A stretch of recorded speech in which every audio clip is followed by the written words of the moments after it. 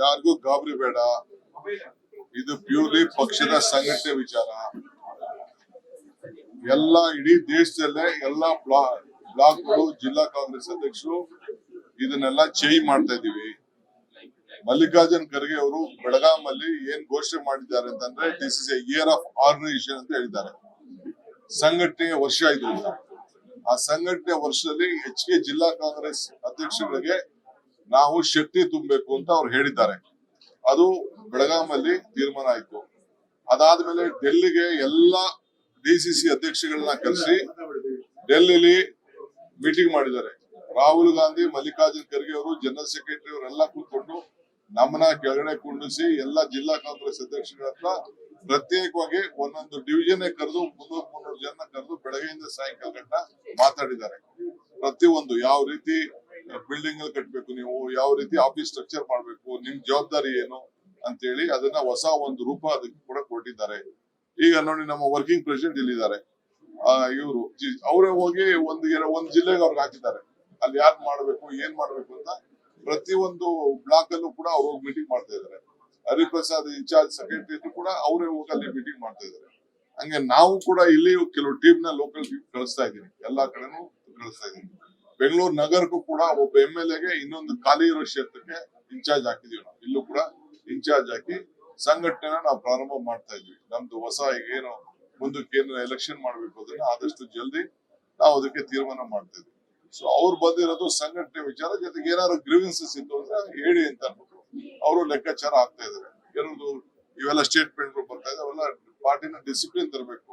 Party discipline use ಮಾಡಿ. ಅದು ಬಿಟ್ಬಿಟ್ರೆ ಯಾವ ಲೀಡರ್ಶಿಪ್ ಚೇಂಜ್ ವಿಚಾರ ಇಲ್ಲ, ಡಿಸ್ಕಷನ್ ಇಲ್ಲ, ಏನಿಲ್ಲ. ಅವೆಲ್ಲ ಯಾರು ನಾವ್ ಯಾವ್ದಕ್ಕೂ ಆತರದಲ್ಲಿ ಯಾರು ಇಲ್ಲ. ನಮ್ಗೆ 2028 ಇಸ್ ಇಂಪಾರ್ಟೆಂಟ್ ಫಾರ್ ಅಸ್. ಯಾವ ಇಕ್ಬಾಲ್ ಹುಸೇನ್ಗೆ ನೋಟಿಸ್ ಇಶ್ಯೂ ಮಾಡ್ತೀನಿ. ಅವ್ರ ನನ್ CM, ನನ್ಗೆ ಯಾರು CM ಆಗ್ತೀನಿ ಅಂತ ನಂಗೆ ಹೇಳೋದ್ ಅವಶ್ಯಕತೆ ಇಲ್ಲ. ಇವತ್ತು ನಾಳೆನೆ ಅವ್ನಿಗೆ ನೋಟಿಸ್ ಇಶ್ಯೂ ಮಾಡ್ತೀನಿ.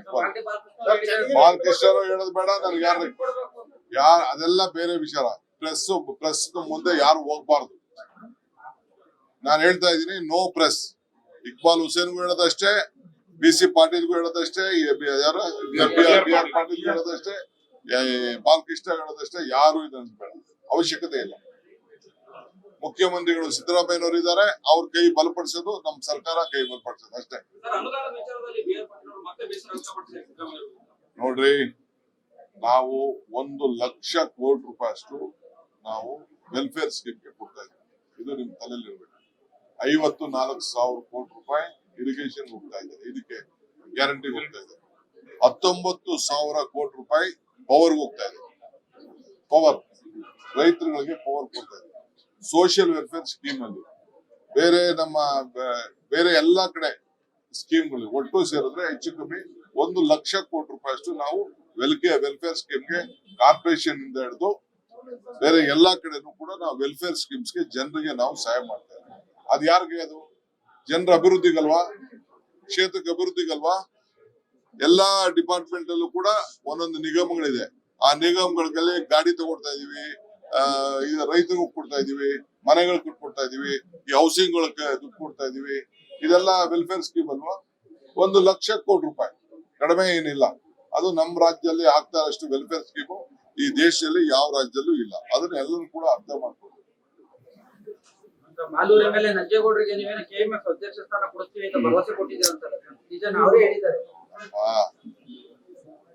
ನಾನು ರಾಜಕಾರಣ, ಕೋಆಪರೇಷನ್ ಬೇರೆ, ಪೊಲಿಟಿಕಲ್ ಡೆವಲಪ್ಮೆಂಟ್ ಬೇರೆ, ಅದೆಲ್ಲ ನಾನೀಗ ಚರ್ಚೆ ಮಾಡಕ್ ಹೋಗುದಿಲ್ಲ.